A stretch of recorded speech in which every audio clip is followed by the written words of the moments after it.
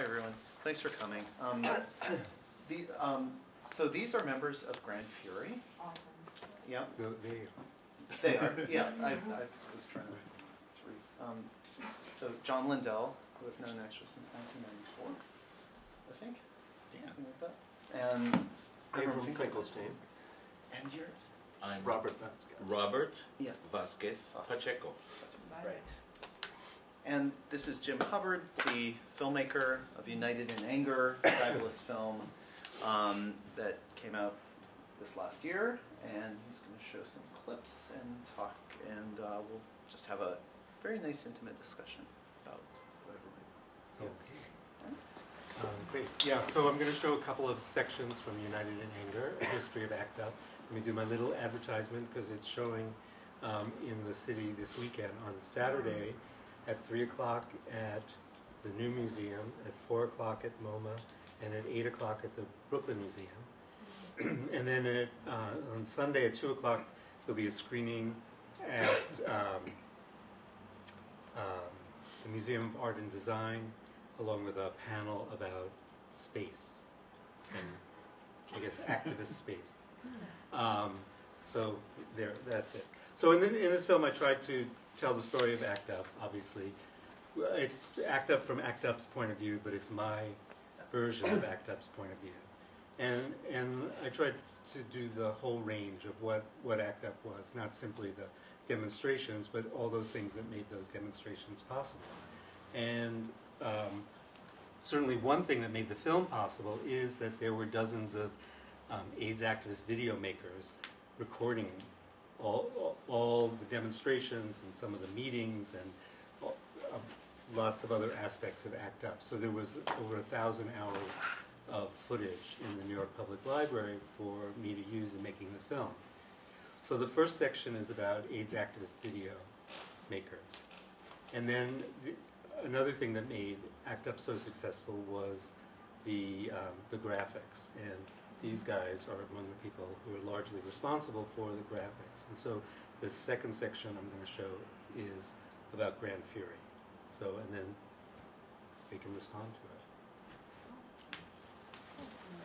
it.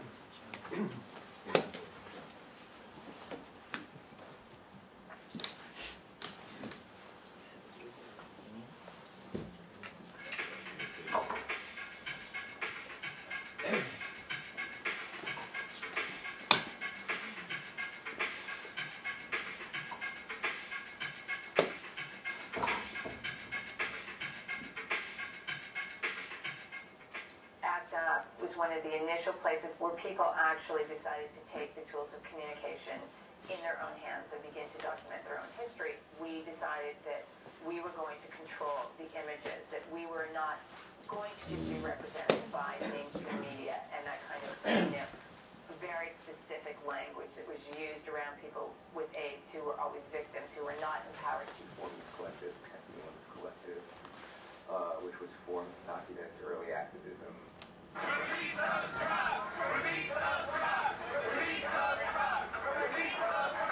organized it like a Soviet-style collective. It was a consensus group. We just had this idea that we could go out with revolutionary filmmakers of the people and just document the everyday. We wanted it to be used as an activist tool to get people thinking and get people out there and get people angry.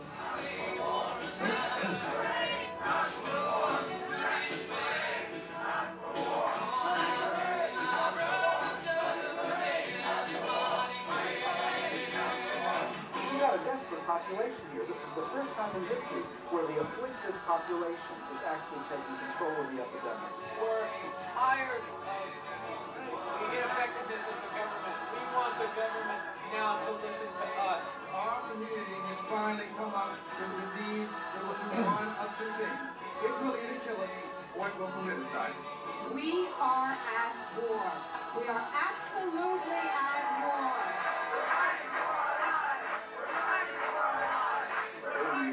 Everybody's going to ask, what did you do in the war? What did you do in the war?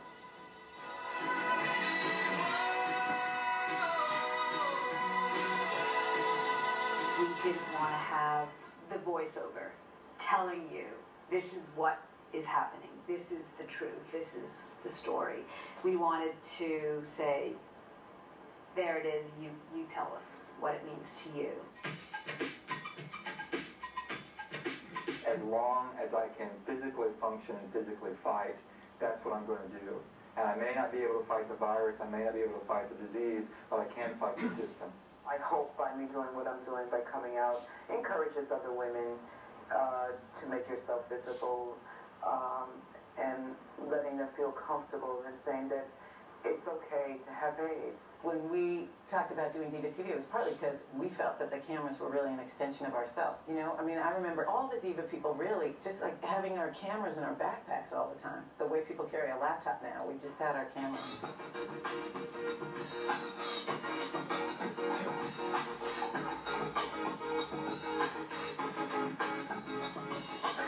Diva TV, damn interfering video activist television. We're a newspaper, and there's a lot of us around, as you can see.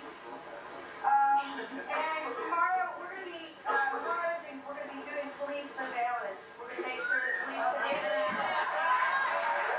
Where's your bag? Where's your bag? Where's your bag? Where's your bag? Where's your bag? Where's your bag? Calm down, calm down. We made a lot of VHS copies, and people were sending them back home just to give a sense. It was sort of this, it was like newsreel. It was like ACT UP newsreel. I did a check tonight.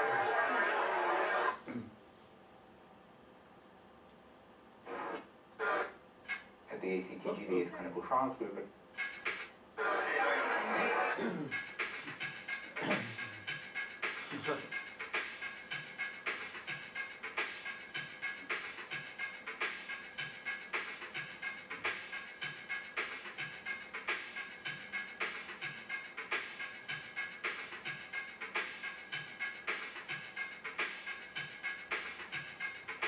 Gran Fury really drove the graphics of ACT UP. Even when they no longer did the graphics, they set the standard. So we sort of became the official, unofficial, like, art arm of ACT UP. Our mission was to get out, like, in as raw and rambunctious a way as we could, certain messages that we felt like were not getting out into the mainstream world, which is why we adopted, like, the mainstream look of advertising.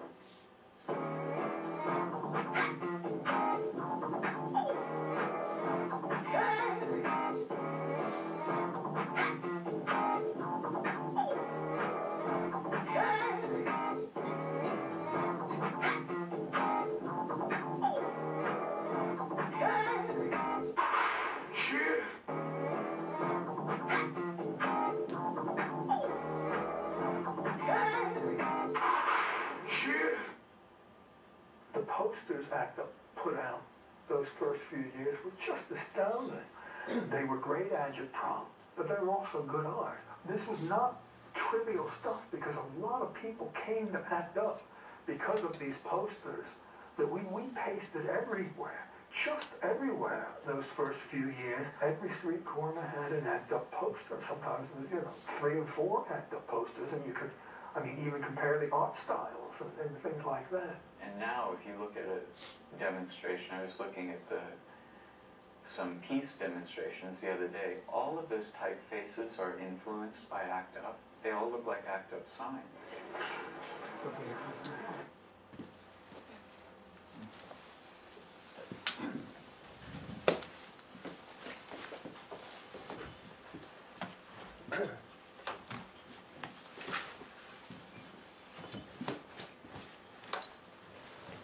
So, did you want to say anything about that footage? No, I like, you guys can take it from here. Well, we decided to, rather than showing our work, since it's readily accessible online and there were some images here, that we would just like to have a conversation about it and actually open up our collective to include you and look at some, talk about strategies and practices and, do a Q&A, but because we really did feel like the response to AIDS was a communal response. We felt like our work was only a piece of it.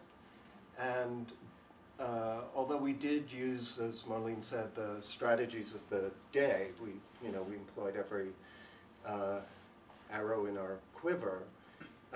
Information technologies were brand new then, so it was kind of old school agitprop, and it was very arduous to produce, and we actually sent things out for typesetting and had to like line them up and glue things down. It's very kind of anachronistic, but there were a lot more similarities than you would think in terms of how things functioned and what we did and strategies and practices. For instance, when the Commissioner of Health in New York City did a downward estimation of number of AIDS cases in New York City, we didn't just make the bloody hand poster to address it. We sent teams of people out with buckets of red paint to completely handprint all of Manhattan. So essentially we were using viral strategies. And we were open source. Everything that everyone did was used by everyone else. Phrases like all people with AIDS are innocent sort of made the circuit. We used them many times. Other people used them.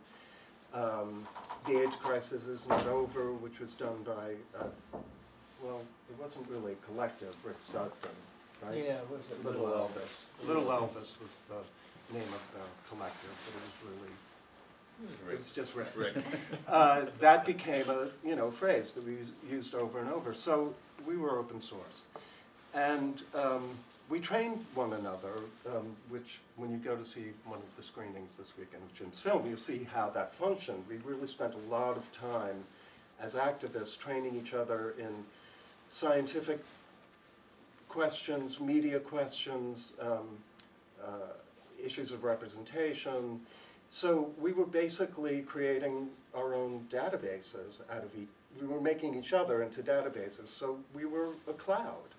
So in a way, it was very similar, and I think there's this straw man about media technologies, and whenever we're speaking in public, we sort of encounter this tension, and even within the collective when we were doing our show at NYU, we had to confront whether these strategies were still valid or how would we be working now. But I speaking for myself, I maintain that the thing that was efficacious about the work was the content, and it had nothing to do with the delivery system. So the content is still, the questions about stimulating an audience or engaging an audience have always been true, were true then, they're still true.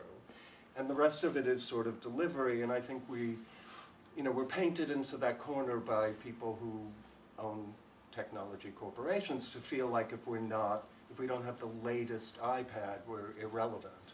But relevancy is a capitalist plot, just the way everything else is. So I sort of feel like, I just needed to say that. But there's a level playing field, and what's true then is still true today. And so let's talk about some of it.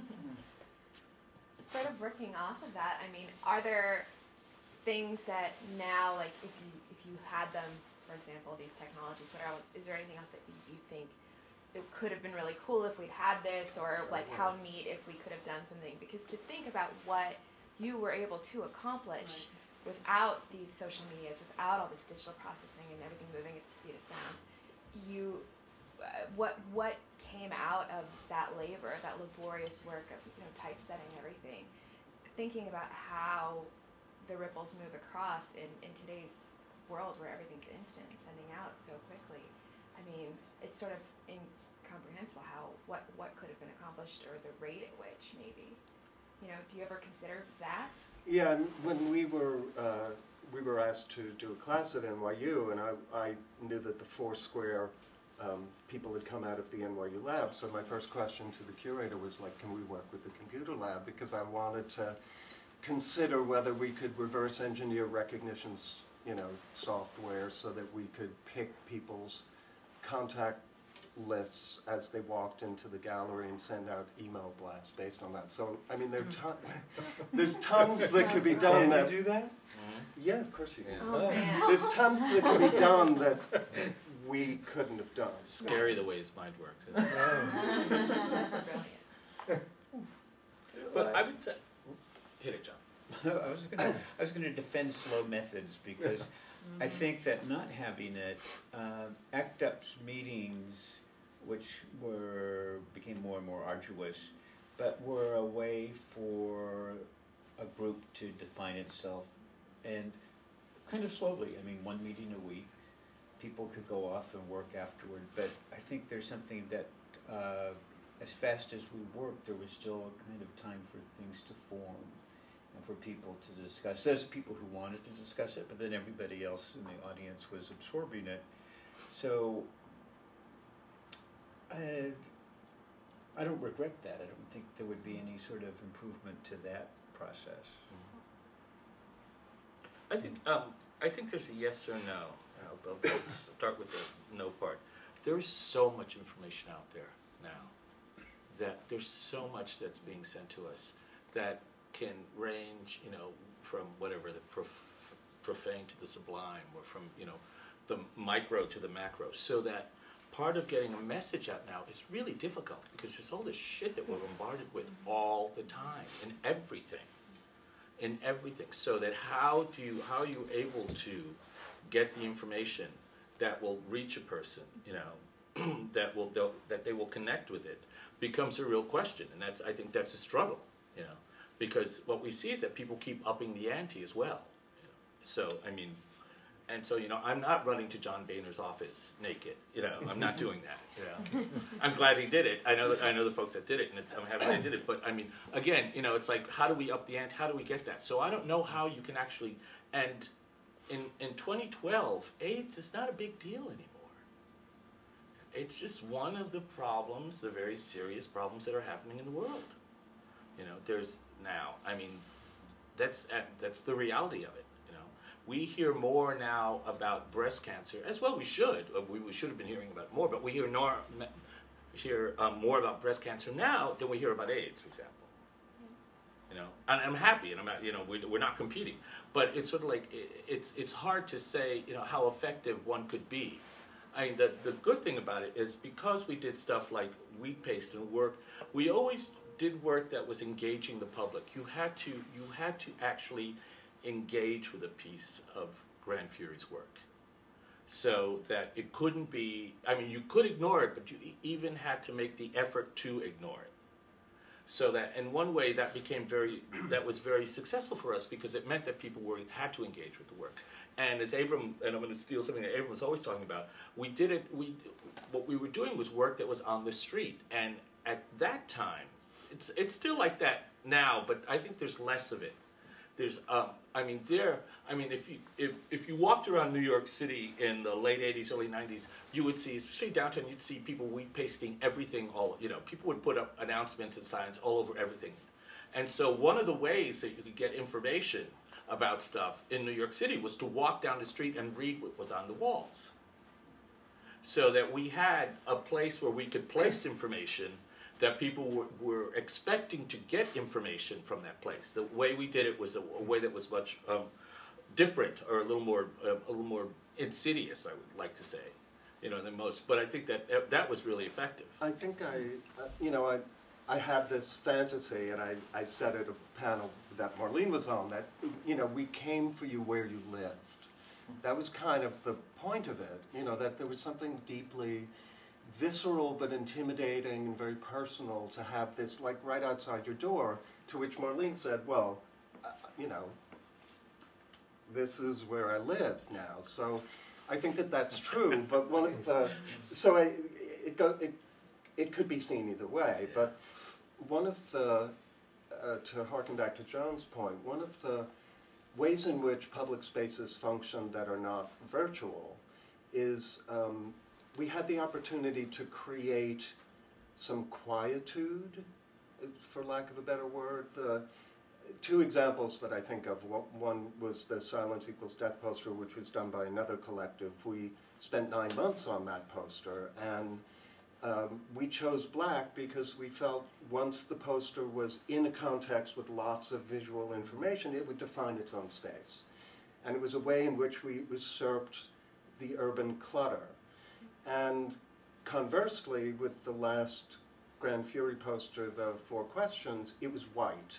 The type was really small and it was white, and it created this expanse that was completely quiet. It demanded attention through its quietude, is why I use that phrase.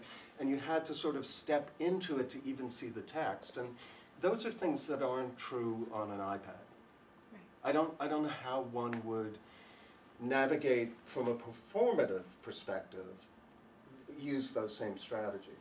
And I sort of, you know, I love what you said about the pace of it. It gave us an opportunity to repeat things, to echo things, to talk about things, to consider them. You know, the read my lips, you know, turned into kissing doesn't kill, and the Dick poster that was originally a demonstration poster but got torn down because it had an erect penis on it. We then recycled men use condoms, or beat it 2 or 3 times, and we used it in Venice. So that kind of slowness really led us to fully consider and explore and re-explore strategies, and sort of, you know, well, that didn't work so well, what about if we did it this way?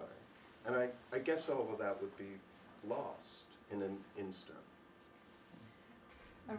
There's a film working out of this, that where it's about technology and the controls on technology, and how you get around it in different ways. I was on a panel with Sam Pollard, who edited Eyes on the Prize, and he showed this 16mm footage of an interview of Emmett Till's uncle, made in 1955. And then I showed some of this AIDS activist video footage. And this young man raised his hand. I was going to call him a kid. I mean, he was always 20-something. And he said in accented English, well, you know, you had this high technology equipment to work with, and all we have is iPhones. And, you know, I just sort of innocently asked him where he was from, and he said Syria. And I was like taken aback for a second. But it was really interesting, because that 16mm footage of Emmett Till's uncle would never have been on TV. It would have been, it was not broadcast quality, and so it was banned. I mean, it was really being banned for its content. And the same thing with the AIDS activist video footage. When there was footage of a demonstration that a TV studio or TV station wanted, they would get it from ACT UP. But when they didn't want it, they just say, "Oh, it's not broadcast quality," and you know, and then obviously a cell phone is not broadcast quality. But the fact that he could upload it to Facebook or wherever, and it could be seen around the world in a millisecond. So there are all these controls and getting around controls that are always in play. Yeah, I guess I just wonder. Well, first, it's funny that it's still the wall. It's the wall, right? I mean, it's the wall is the wall, right? And it's I mean, owned they by took the the same metaphor, people. right? So that's interesting. But no, but I'm realizing as I'm hearing you talk that I don't know how you came together in just basics, you know, about Gran Fury. The Gran Fury. Yeah, collective? like I just like, Okay. how did that happen? Funny you should ask. Funny you should ask. That's exactly what I was going to do. Yeah, I'm a copious note taker, so I actually have the journal of the phone conversation with Bill Olander, who was the chief curator at the New Museum, and it went something like this. He saw the Silence Equals Death poster, came to ACT UP, and then decided he wanted to offer the windows of the New Museum to ACT UP to use. And David Myron from the Testing the Limits Collective, he called David Myron and offered, you know, made this offer, and David called me and said, what do I do? And I said, well, I have no interest in a museum installation, but I don't think we can preemptively decide on behalf of ACT UP that we shouldn't do it, so I will field this conversation. So I did. We had a rather extensive conversation, and I was like, you understand that if I go to ACT UP and offer this to them, you will have, no one will be able to control what will happen. Are you okay with, and I ran down the list, like if we use the streets around it, if there's, you know, if we name names, if there's any kind of corporate crime, like, you know, what are you willing to, how far are you willing to go? Because I don't know what will happen. And every single thing I said, he was like, yeah, I know that. Yeah, that's okay. Yeah, no, whatever you want. So I went to the ACT UP meeting on Monday night, and I said, you know, here's the offer. They're giving us the window. I said, I personally have no interest in it, but it's, at the time, it was, New Yorkers used it. It was very cross-class. There were a lot of people who worked there. It wasn't, you know, big box stores and boutiques. It was pretty down and dirty, and people really used the street, and there might be an opportunity. So anyone who's interested, let's meet in the back corner of the room and form a committee, and that's what happened. We met in the back, and a committee formed out of ACT UP, and it was basically an affinity group of ACT UP, and I only attended the first meeting because as I said, I didn't have interest in the project. And but so you could probably speak more about what happened after that point. But so ACT UP did the window, and you should say the window was on Broadway between Houston and Prince. The first Gran Fury project. It's where the Bank of America is, right? Yeah. But it wasn't technically a Gran Fury project. It was technically came out of an ACT UP affinity group. And then some of the people who had worked on it decided that they wanted to continue to work together and constituted Gran Fury, which was also an open committee within ACT UP, and a lot of people came and went. There were many people who participated in the window. There were many more people who came in and out of Gran Fury, and at a certain point we found it very difficult with that open way of working to actually get anything done, so we decided to close the collective, to constitute ourselves as a collective, and that's when we became Gran Fury, which is way after this. That was a moment of drama in ACT UP, because Gran Fury and then... for us, too. Yeah, yeah. Well, I came after the doors were closed. I kicked open the doors. But, but what happened was that the doors closed, and people were like, what is Gran Fury? Because I remember hearing this on the floor all the time. Who are the folks at Gran... It was like Gran Fury's this mysterious group of people that are doing stuff. And I was like, no, they're not. They're members of ACT UP that are here. And so I came to... So Gran Fury consists of 10, 11 people. About... Right? Is it 10 or 10, 11? 10, right? 10. Yeah. 10 men, one woman. And so... and actually, that's been a number for as long as I remember, is 9 men and 1 woman. People came in and out, but people we just came did in and about out. 10. There were a few more people in the core. Yeah. So we had, I had done an installation in Museo del Barrio about AIDS, which was actually a lot of fun, where we put, when we translated condom instructions and papered them to a wall, and there was a 15th century baptismal font that was in the middle of this hall that we had put the condom, and we would fill it with condoms all the time, and the museum staff would take it out. And so what happened was Tom went to Columbus, Ohio to speak. Gran Fury was invited to talk about activist art, and I was invited to talk about that piece. And when I came back, that's when Tom called me and said, you know, do you want to be, because I said he recruited you. Yeah, Tom recruited me, because I was saying, well, you know, I don't know, well, I did what I usually did at ACT UP, which is like, I don't know how many people of color are in Gran Fury, actually, so I'm always a little suspicious about that. And so so immediately after I made that comment, Tom called me and said, oh, you have to join Gran Fury, you know. Which was fine. And then it was like, oh, you're in it, you know. And but Gran Fury would work as, I want to say 2 things. One is that we were not making art. That was not our intention. It's a little bizarre, and as I read that article that you sent, Abram, the hypoallergenic, where they talked about, you know, we weren't making art. We were doing propaganda for ACT UP. We were not making art. We were using the art world, and we were very, very conscious about using the art world. And so it's a little weird for us now, because what we're finding is now we are talking in art world settings once again, you know, which is always a little bizarre for us. I think I'll speak for myself, and it's always a little bizarre for me.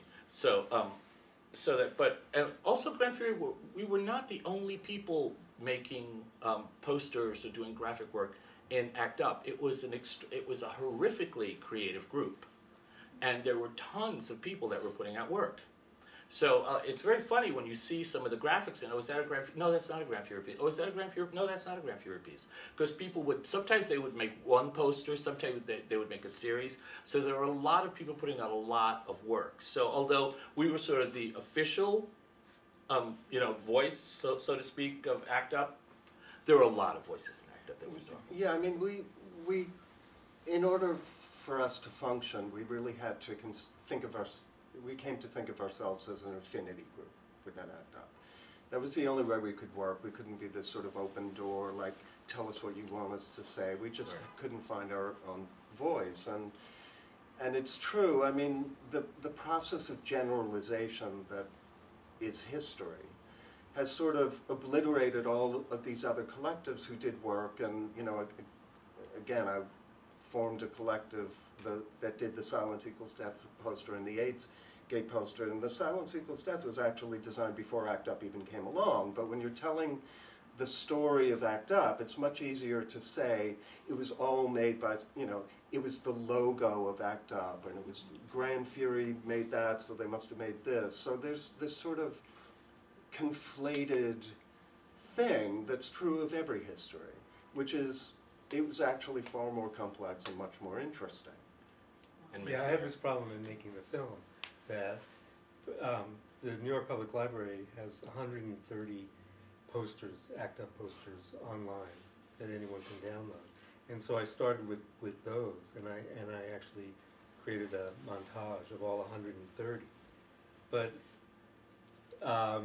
it just took too much screen time. And so and they are all, you know, they're Gran Fury, but they're everyone else as well. So in a way, it's more representative. But in crafting the film, we obviously had to make the sections shorter, and so, you know, it was easy to fall back on making Gran Fury the stand-in for everyone who did that work, and with the hope that in the rest of the film, there's so much other material that it will, you know, show the range of design and graphics in ACT UP. But I think, you know, I think it says something about the nature of power structures and how we communally absorb ideas that, you know, that it's, there were activists in ACT UP who did, not that anyone should know the difference between these various collectives, because as I said, it was open source and we were not making art. But the fact that we need to think of the person who was responsible, who owns that, and we had our own, Gran Fury had our own tensions with ACT UP when we became an affinity group, but the Silence Equals Death project, which again existed before ACT UP, was an anonymous collective because it was the first in a series of posters that were going to lead up to a call for riots during the election. So we were functioning anonymously, and then ACT UP came along.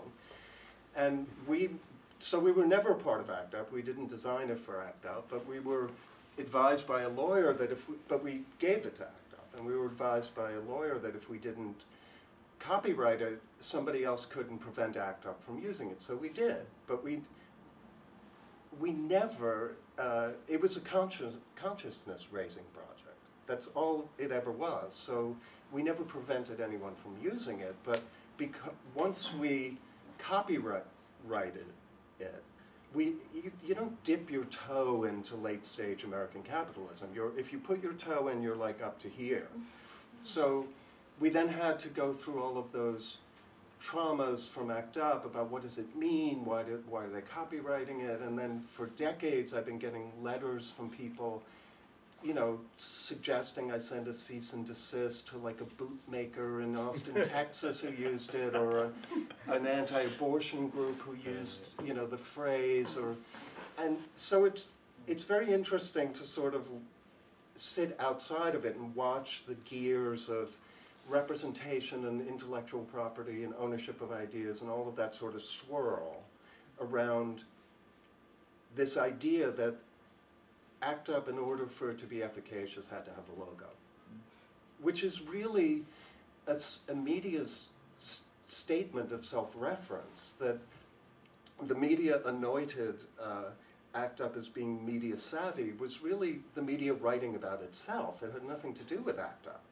It was an orgy. It's the orgy of self-reference that is our shared culture, that's partly commercial and partly the nature of communities, but also capitalism. Well, we weren't entirely naive. I was going to say, having Ann Northrup on board to coach people about how to perform for media did make us more media savvy than people who were just going to tell the story with like whole sentences. Right. And she was Right. like, no. Yeah, exactly. You have like 5 words. Sound right. Sound bites, yeah. Yeah, No, we're it's true. media trained. And yeah, no, and members of Fury were savvy enough or were connected. I mean, what we learned was that the people who were actually going to pay, all right, for us to put up work or for us to develop work was the art world. The art world was very happy to do that for us. And so we said, okay, we had members in Gran Fury who were familiar with, you know, the Machiavellian world of art, and so, or, you know, late stage capitalist world of art. So we were able to use those connections and that knowledge. And again, this is a time where, going back to again, in the late 80s, early 90s, there was a very, very clear and vibrant scene. There was like a downtown art scene. And everybody knew everybody, but they didn't not just know everybody. You know, you knew like the very famous performance artists who lived 2 buildings down from you in the East Village, and you would see them at the grocery store. So there was this connection that went out, and what people did was they just utilized the connections they had by talking to people. And it's like someone who was in the Whitney program, or someone who knew the boyfriend of the curator who works at the New Museum, who called this person. It was that kind of, so a good chunk of it was that kind of networking that happened. And it was our ability for Gran Fury to be able to say, okay, well, especially people with, you know, as cynical and brilliant as Avram, who when we were dealing with the art world, would say, okay, well, no, this is actually what we want. And because we were the flavor of the moment, then we got some stuff. Because we had our moment, you know, we had our 15 minutes of fame. I remember though, something about, you didn't ask this question, but we're way off. Something about the way that we functioned as a collective was very familial. We met up once a week, sometimes more, and we screamed and bickered and talked, and like it was very Talmudic, and you know, it was very exhaustive and intense.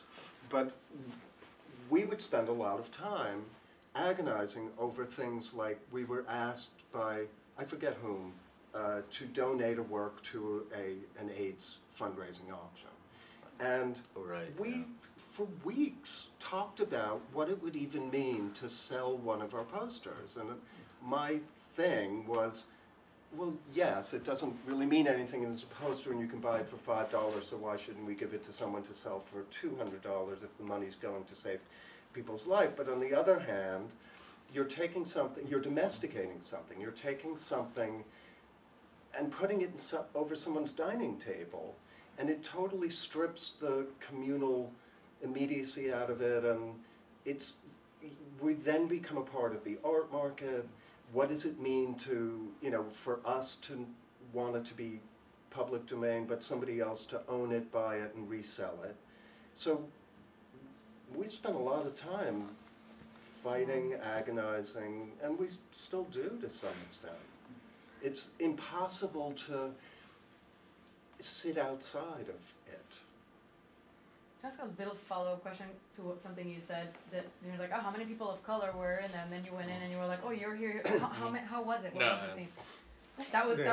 You're it. Ah. He was our POC. I was no, well, actually, you know, in honesty, Avram and I are the ethnics. Abram's Jewish, so Abram and I were the ethnics in Gran Fury. Okay. Okay. All right. We ran the range from ethnics to wasps to real wasps. Yeah, like serious wasps. Like serious wasps. Yeah. Richard Elliott. There was one other Jew. Oh right, that's right. I keep forgetting Richard. There was one other Jew. Sorry, Richard. Poor forgotten Jew. Yeah, the forgotten Jew. Well, I do want to say Gran Fury was open to having people come on, because Marlene also came on board afterwards. Yeah, definitely. We had worked on a rather terrible project together and decided that she should come on. And also, she had graphic design skills and was really good at it, so we were serving our needs too. But, so it was a little more open. I'm trying to think of when Richard came on too. So you could have a closed system and still invite people. Yeah, definitely. When we closed the collective, I mean, we spent a lot of time fighting about that. We talked about it for months before we did it, but we did it with the idea that we were going to experiment with it and that maybe it wouldn't work and we would open it back up. Right. But for now, in order for us, we couldn't get through one decision. Because then the next week, everyone would agree that it should be a hand and it should be this. We chose which handprint it should be, and the next week that 3 of those people weren't there and 4 new people were there, and they didn't like that particular hand and wanted to use another hand. It was impossible to make art collectively in that way. If Fury had remained open, I mean, it's art by committee. You know what they say? What is it? An elephant or a camel? A camel is an animal created by committee. I mean, ACT UP. Let me paint this. ACT UP had a meeting of 400 people, and everyone would get up and debate and discuss stuff. Sometimes apropos to the topic, sometimes way off the topic. But everyone has a right to. As my father says, opinions are like assholes. Everyone has one. And so in ACT UP, you would hear everyone's opinion. So to get up and try to produce a poster and then take it in front of a room of 400 people. Yeah. Impossible. To open it up to discussion. And then think that you're actually, even at the end of 3 hideous hours of debate and torture, to know that you haven't come to any conclusion yet. I mean, it's impossible. So, I mean, it was a very practical decision that Gran Fury made, because you had to. We wouldn't have produced anything. The Kissing Doesn't Kill is a great example of a couple of things, but we were asked by Amphar and Levi Reichart Gallery to do this series of public projects, out of which came the Kissing Doesn't Kill, Greed and Indifference Do thing that you saw the video version of. And we were told in that first meeting that we could not use the word corporate greed, which was in the rejoinder, because they were seeking pharmaceutical money. It was just not going to fly. And the deal we struck with them in order to make peace with it, there were a couple of deals, but one of them was we would do that in order to have it be seen in certain markets. If they would pay for a run of posters of the same thing with the rejoinder on it, that we could give to ACT UP as a fundraiser to sell. So they agreed to it, and then we came to ACT UP and offered them the poster, and one of these bloodbaths happened about the strip on which the rejoinder was printed, whether it should be blue or not. The poster, I mean, it was already done. Wow. So it's very hard to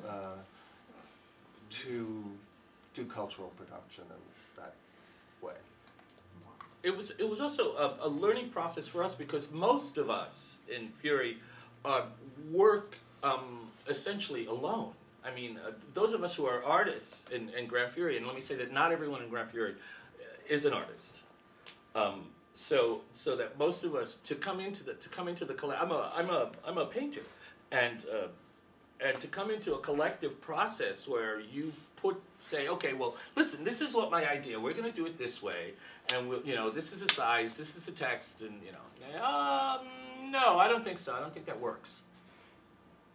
I'm used to, I'm the boss of me in terms of my work. So to go into that process then and have that conversation was something that was really eye-opening it was great for us because the collective process got us to open up and think about stuff and actually be able to critique everyone and critique the work and talk about the work in a way that was much more open and I think much more productive than it would have if it would have been the narrow focus of one individual doing it. But it was still a stretch to do that. But wouldn't you say that most of the time we were debating a piece was really about the content, and when it came to us finally deciding we wanted to address something and chose the words, the actual production of it was usually 2 or 3 people, you know, anyone who was interested could do it, but we sort of let Darn and Marlene, or, I mean, we didn't spend a lot of time fighting about whether it should be blue or not. No, but we would discuss endlessly if there was an image. Yes. Right, but that's also content. Yeah, right. Yeah. But in terms of when it came to the actual making of it, we basically trusted each other to do it. I mean, when we... Well, it was also kind of set we were going to use that, future evolved, so yeah, that was just kind of a given.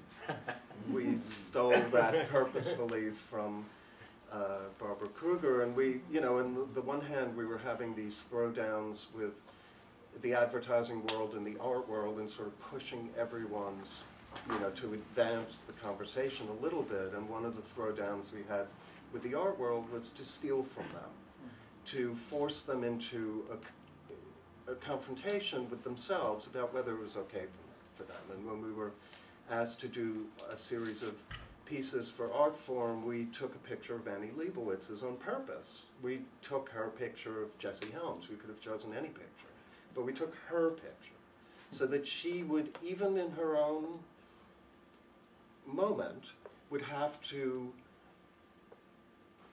it was a consciousness-raising tool. And we stole Barbara Kruger's font. And she was okay with it.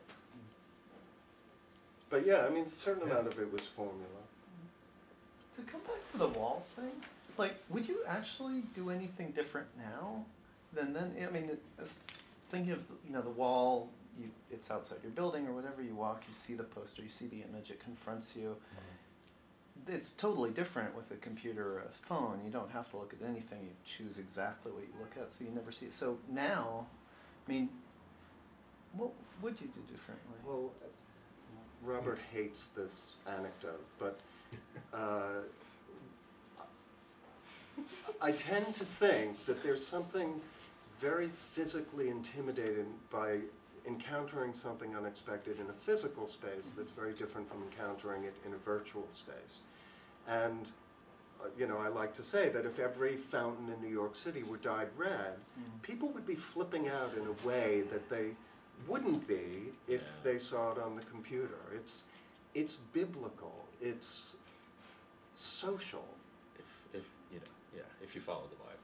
But I agree. If you're Jewish. Yeah, right. Yeah. No, I wanted to die on the fountains in DC red. He hasn't let this go. This is like 20 years with this idea. He's still saying, I want to dye them. Now, after 20 years, I can say, you know what, I think it would be a great idea. A pox on your house. Yeah. Let's scare the crap out of them, right? Yeah, but you know, it's weird because I don't think that even people engage the street the same way. I mean, when you see people walking down the street, people are on their phones now. Or their headphones. Yeah, or headphones. So it's not as if you're walking down the street that you're sort of open to what's happening around. I mean, I try not to listen to music when I'm walking down the street because, you know, I want to hear if the bus is coming behind me and it's going to hit me. You know what I mean? I'm a little paranoid. I want to hear what's around me. But now people don't engage the street the same way. So that I don't know if the posters would actually be as effective now as they would be. It's a good question. I mean, certainly I think what it does is the technologies allow us to do a lot more or a lot, you know, but what that would be, I'm not sure. Well, in a literal sense, it wouldn't work. When United in Anger had its run of the quad, I wanted to put posters up. And there's hardly any place to put There's posters. no place to put Right, them. right, right. So There's hardly yeah, any theater. they look Why? around. But some of that has to do with the fact that there are no building sites, and a lot of the, you know, again, we fully utilized the information technologies of the day, and it was, Reagan was in office, and they had given tax abatements to every, you know, building speculator in New York, and it was completely full of building sites which were purchasable for as poster sites. Right. And also now we live in the, you know, in the time of surveillance. So doing stuff on the street now is not, you know, is not as easy as it was before.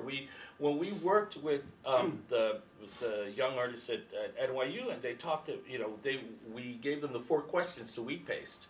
And they took them, and actually 3 of the women in the group took them out and decided to go down to the financial district to wheat paste. All right, this is, you know, this one of the most surveilled neighborhoods in New York City, and I give them credit. You know, they certainly had the stones to go and did it, and they did it, and they got away with it. They put it up. They do the giggling girl. Oh, you know, we didn't know. You know, and so but they did it. But, I mean, there are now sort of very serious consequences to doing stuff in public. And I think of right after 9/11, that was that artist who did that project with little black bags that he left around on the street right after 9/11. This guy was, you know. Anyway, yeah, really. I mean, it's like little black mysterious bags that he'd leave on the street in downtown Manhattan right after 9/11. That was his project, you know. And it was like, are you kidding me? I mean, yeah, the guy was arrested. You know, he went through all of this mishigas, you know, over it because it was not the right time. You know, it was, and so sort of the times are so different now that I wonder about what is possible. Now, I mean, I don't know if it has to be like the big gesture, you know, that would make sense, you know. I don't know, though. I mean, you all have written something, right? You write it, you're on the computer, you're working, you're writing it, you reread it, you proof it, you read it again, you spell check it, you read it again, then you put it to the printer. And it comes out of the printer and you're holding it in your hand, you read it, and you realize there's so many things in it that you didn't see when it was on the screen. So I asked one of the members of the Silence Equals Death Collective, who's a writer about that, we were talking about it one time, and he said, well, when it's on the screen, it's metaphysical, because it's still in your head. When it's printed, when it's a page, it's physical, and you have a completely different relationship with it. And I'm not advocating, I am a book fetishist, but I'm not advocating for materiality or physicality over the ephemeral or metaphysical. I think that both strategies are useful. But I really do believe that you can't eliminate the physical from social spaces. And at least in New York City, you can't. And I do firmly believe that things function very differently, and certain things function in public spaces that are actual. Well, the other thing that doesn't work the same way is marches. Demonstrations. Demonstrations. That there's this constant hemming in that the police do now. That I mean, there was a certain attempt to do it in the 80s and the early 90s, but ACT UP just sort of went around it, and that was easy. But with marches now, they're really very militant almost about keeping everything boxed in, and I think that's one of the reasons that Zuccotti Park worked, is because, oh my God, they're in this space, and that's what we want to do, contain them. And they did know. Yeah. Well, it kind of exploded, but I think that's why it was allowed in the first place, and then they were kind of stuck. It's an argument for the physical space thing. Yeah, it was there physically, so people really noticed it. Like I was trying to think of the last subversive ad campaign I could remember, and I can't remember any on computer recently, but I remember one on the street that was like Poland Spring Air, and there were a bunch of them, Evian Air or something that showed people like breathing out of a bottle. Yeah, I don't know if it's you did fantastic. it was great, and I remember it really clearly. Well, I also, this is when we were working on on the show at NYU, we were talking a lot about these questions, and you know, again, if physical spaces and advertising spaces that were printed or, you know, actual, if that was a completely bankrupt strategy, then why is every bus in town skinned by every television, you know, studio and movie studio? Why is Calvin Klein still advertising on telephone kiosks? That they also do social media, but they have not abandoned the physical space, because the chance encounter, an environmental psychologist friend of mine, a doctor of environmental psychology, refers to it as serendipity, that there's something very different about a chance encounter with a piece of information you don't want to have than there is having it in your lap, on your phone, hearing about it. There's something very different about it. But you can have serendipity on the web. I mean, you find things just randomly, and they're sometimes really great. I just think that to be sort of anti-nostalgia for physical space, that, you know, that's done in a sense, and we do have the web. And so what the trade-off is that if it goes on the web, it can have a huge audience that you can't have on a wall. And I think of Dan Savage's, what is it? It Gets Better. It Gets Better campaign, that it was made with minimal amount of money and had a huge audience that an ACT UP demonstration just would never have had. And it allows people also to have a more reflective space, because people could say something over a longer period of time, and it wasn't mediated by a news broadcast. So there's a lot of pluses to it too, by using the wall. I agree with that. But you know, there's also the questions about cross-class spaces, or, you know, Dan Savage is a very good example of that, of, you know, the internet as a public sphere. Does it actually get better? Yeah, if you're white, maybe it does, or, you know, for some people it gets better, but what does it mean to have that self-selective audience, as opposed to saying that very first same thing in Brooklyn, or in Harlem, or in Lower Broadway, or in Chinatown? So what does it say about our public space? Sort of restricted, except to, I mean, only for the people who can afford computer technology, and everyone else is like, they're not in public. Yeah. And I love what Dan Savage did. I think it was really meaningful and fantastic, but it's, you know, it's not above the questions about audience, selecting an audience. And, you know, I would be a member of Anonymous. I'm very pro that type of usurpation of public space, and it really has a huge function, but it's not the only function. It's not the only strategy. One of the things that Fury would do would be to, we used public space. And that was one of our requests usually in our projects. So, for example, we put the large bus side, Kissing Doesn't Kill, was in the window of the Whitney.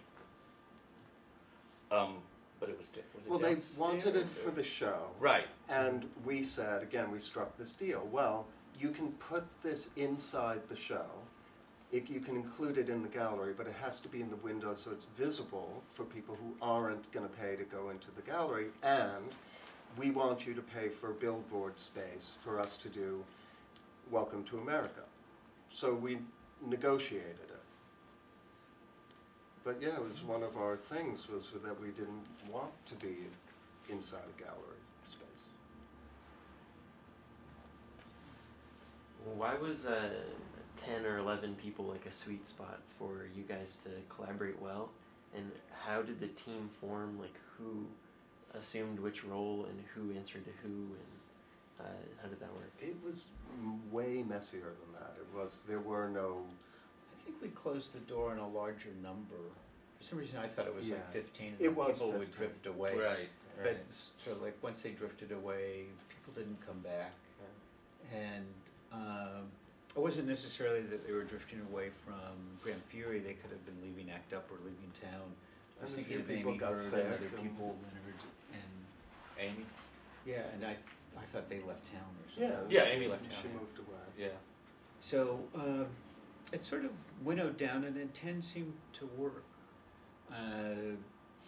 You know, and I doubt if we were always 10 in a room at the time, but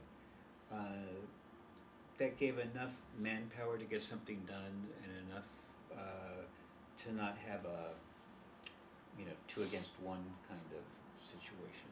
Yeah. It was kind of like a big, you know, I have a different view of it because of my cultural background, but to me it seemed like a big kind of messy familial thing where there was a lot of shouting, but ultimately the bottom line was we trusted each other a tremendous amount, especially in terms of, you know, taste and judgment, so that ultimately we didn't necessarily even vote on things. It just there was things no became. voting. It was consensus. Yeah. So that meant a lot of talking until everybody came. But it wasn't true consensus in that it was never that one person said, I hate that, and then we didn't do it. Somebody would say, I hate that, and then we fought about it for weeks and weeks and weeks until either that person relented and said, okay, do it.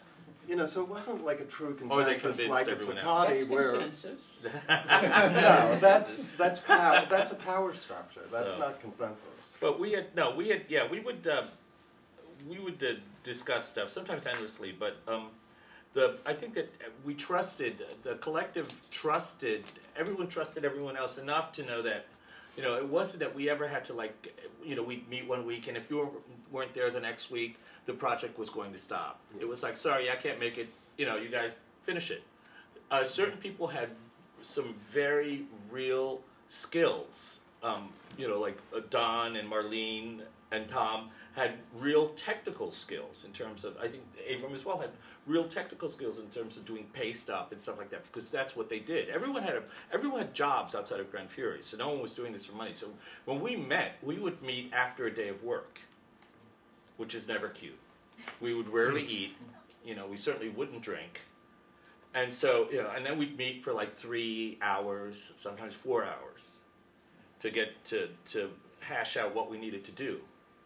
But everyone had different, you know, so there were people with very specific skills, but then in terms of everything else, as I said before, about everyone had their concepts, everyone had their opinions, everyone had their belief system, and we would thrash things out, you know. Sometimes it would be about, you know, the way, a lot of times it wasn't just the image, it was about how things were phrased. We spent a lot of time on language. You know, a lot of time, because, you know, our work is mostly text, so it was very much, we want to make sure that the message that we're getting is clear, or as clear as we could, you know. And then, of course, sometimes we would be pleasantly or unpleasantly surprised by what we thought was clear. Yeah. I think it's kind of interesting that you bring this up, because when we had the show at NYU, we agreed to do some workshops about collectivity, and there was a group of people, and it actually winnowed down to 10 or 11 people, and which I felt was kind of noteworthy, and we did discuss with that people who were involved in that project. But one of the questions that came up there was, how do you trust? You know, trust seemed to be a really big issue for them. And they didn't feel like they could actually work collectively with the other people because they weren't sure if they could trust them, which never even really occurred to me. And the fact is, there was tremendous tension within Gran Fury, but I trusted everyone completely. But the big differing thing was that we were at war. It was war. People were literally sliding through our fingers like sand. It's really hard to transfer the potency of that moment, of how terrible it was, and how besieged we were, and how urgent it was. And we had to trust one another. It's a little like the bones of war, actually. So you got to know each other through this like very intense... You didn't know each other before, or you didn't trust each other before, but it was like you guys decided to do this one thing. And we might never have met each other, and if we had met each other, never decided to be a collective. Or disliked each other intensely. And you know, within... You also knew each other through ACT UP as well. Right, and I think that's what I was going to say. That's where our starting point was ACT UP. I mean, we were all members of ACT UP. Yeah. So that's where we started from. So that there was already a level of trust there and saying, you know, I know that you're on my side and you're in this with me. So, And within ACT UP, I mean, people did break down into affinity groups for the exact reason of trust. If you were going to be arrested, you didn't want to be arrested with 50 people or 100 people and not know how those people would behave or what would become of you. But you would want to get arrested with like-minded people in a certain way. This affinity group was willing to destroy FDA files during the FDA action. This group was not. This group was willing to break a window. That group was not. This group didn't want to do any of those things and just wanted to have a symbolic arrest and did that. So we came out of this structure of affinity, and I would argue that we started as an ACT UP committee, and we actually found an affinity group within this very large, there were 20 to 30 people working on the window. There were, you know, at least that many coming in and out of our meetings when we were an open committee. And we found each other a little bit. Also, you sort of winnow out who just can have commitment to time, because there was, ACT UP meetings were on Monday, I think. yes. And then Gran Fury had our meetings on Tuesday. Yeah. Right. So And then other committees. that kills in a ACT lot UP. of people right there. Can't do that. Can I just one more thing that I'm still thinking about the people of color thing, because the cliche of would be like, oh, it's all white men, that's power, blah blah. But then when I saw the film, we showed it for Emerge NYC, which was some students, and you know, everybody was crying. I mean, young people, 20-something years old, who had no idea or knew tangentially. And one of the comments and one of the big feelings in the room was how many people of color were visible. You know, not just there, but visible. And then when I look at United the work, in Anger. correct, As but opposed to How to Survive a Plague. right. Very Oh, different. interesting. I didn't see that one. But then in the work, you Remind know, me, I have something to say. okay, and then in the kissing thing, in the video that we just saw, the clip, you know, there seems to be issues of people of color very visible and women, you know, in what I've seen. And so just, I guess I'm surprised in a great way to hear that you were the only person of color, that Marlene was the only woman, you know, working. So that those voices didn't come across as silenced or as, you know, it really, if you would have told me, yeah, it was half and half and women and men, I would have been like, oh, but of course, look at the work. So Let's congratulations. Let's come back to the question of history. who tells the stories? What stories get told? And journalism and media and all of these questions about visibility and privilege and access. So the media they're storytellers. Stories have a beginning, a middle, and an end. I knew from the second that ACT UP stepped into the limelight and that everyone sort of universally agreed that ACT UP was a force to be reckoned with. I knew that story would also have a middle and it would have an end. I knew that there was going to be the death knell, that at some point people would start declaring, it's true with every presidential race, every celebrity, there's a process that we have communally of accusation, forgiveness, you know, somebody is demonized and then they are, you know, in some way elevated because of some process that they go through. And David France wrote the first piece about ACT UP. David France, who did How to Survive a Plague. He wrote the first profile of ACT UP for the Village Voice, and he came out of the left. He came out of the Prairie Fire people. And his piece was exactly that. It was about it being gay white men and no people of color, and it was classist and elitist. But I was at the very first meeting of ACT UP, and I don't have my journal with me, but I would read to you out loud the notes from that very first meeting. And the issues of communities of color and issues of women were forefronted very heavily. I have notes on it. So in a way, it's a comfortable set of assumptions to make in the historiography. It was classist, consequently flawed. It ultimately came down to inside versus outside. That storyline, you should be questioning it, as you question every single thing that you're told. Right. There is but I will say there was the reality at that for just speaking about people of color, women, there was a certain amount of education that had to happen in that room. Big time. you know. So there would be, you know, it would be a process, and it was a difficult process. Now, just speaking as a person of color, because when you're speaking to a group of white people about something, what you don't want to induce in everyone is liberal white guilt, because you all shut down when you do that. I'm not a racist, and then you shut down. It's like, you're not useful to me anymore. Okay, you have to be engaged with me, and you can't like get all freaked out. So it was a process. I mean, and it was a difficult one at times, most definitely. But I mean, the thing about ACT UP is that people were receptive, you know. And granted, you know, some people you had to harangue, some people you had to beat over the head several times, you know, to get them to get. But they got it.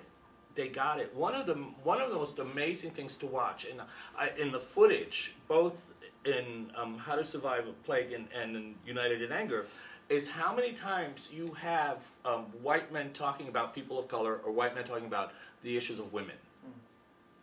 You know, you expect people of color to do it, you expect women to do it, but to have these guys get up and say, well, you know, there are no people of color in this clinical trial. You know, I mean, when I was watching it, I said, oh, it sank in. It did sink in. The education did happen. And the great part about it is that once that happens, I mean, it's not like you can go back. So once you know, you cannot unlearn something. So we were fortunate enough that from there, people went to do all sorts of work with a very, very different idea about how the world was.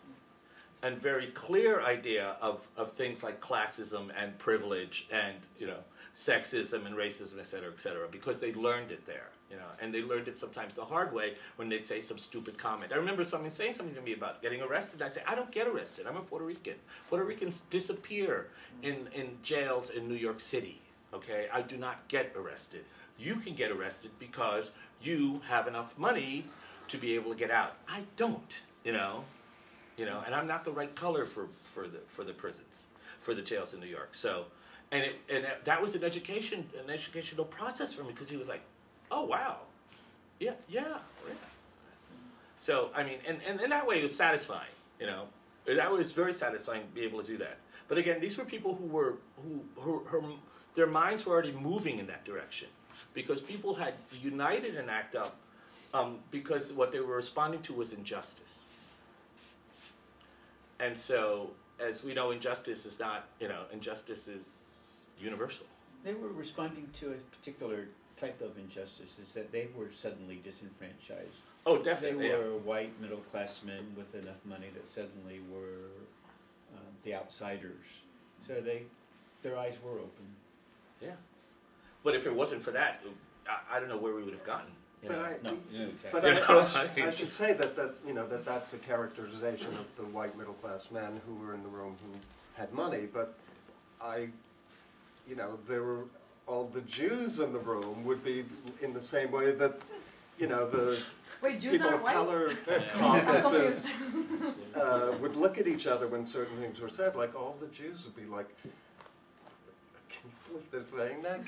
And you know, especially coming out of movement work. I mean, a lot of people that I were in my affinity group and are still my friends, or, you know, had a long history of political engagement, were very surprised by a certain learning that had to happen. So I think that there were lots of things happening in that room. I was a member of the committee that worked on getting the CDC, pressuring the CDC to redefine AIDS to include women's manifestations of immunosuppression. And it was a 4-year campaign, and I'm telling you, there were a lot of men on that committee. Mm-hmm. Mm-hmm. You know, so it wasn't so binary. It really wasn't. It was very complex. It doesn't come across, I guess, from what I've seen, that's the interesting part, is that it actually doesn't come across to me like that. So I've missed... It really wasn't like that. Yeah. But, you know, the story, in hindsight, if you're telling it, and if you look at David France's film, you would think 5 people did everything surrounding treatment activism, but it really was not true. It's a movie. He made choices. Right. Jim made other choices. Jim's movie is much more accurate, a much more accurate representation of what it actually was like than David's is. David's is a movie about one thing that happened in Act Up.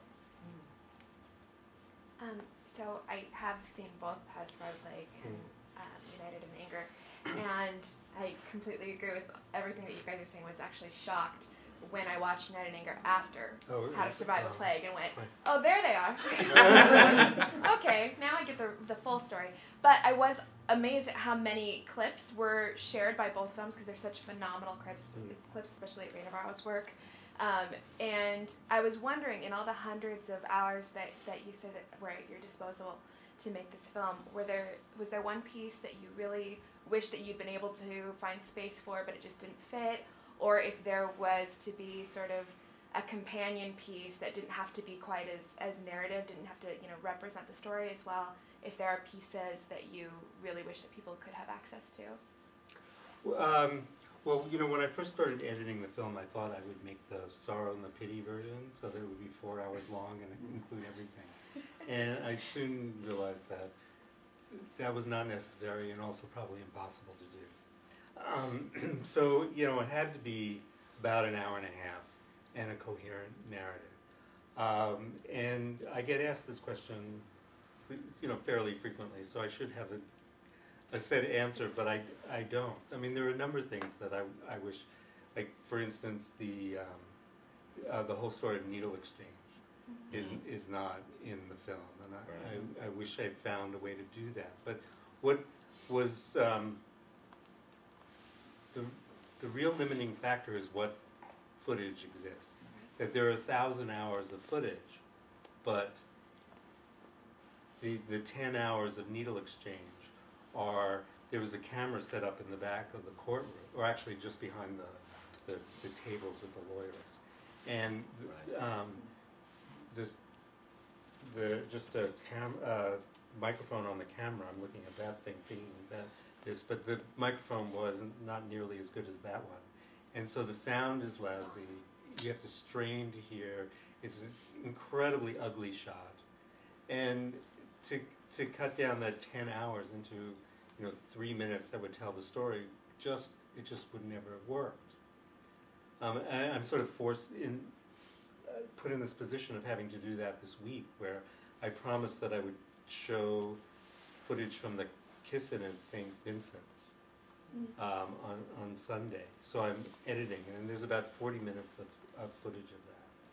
And it's really compelling, but it's also really messy.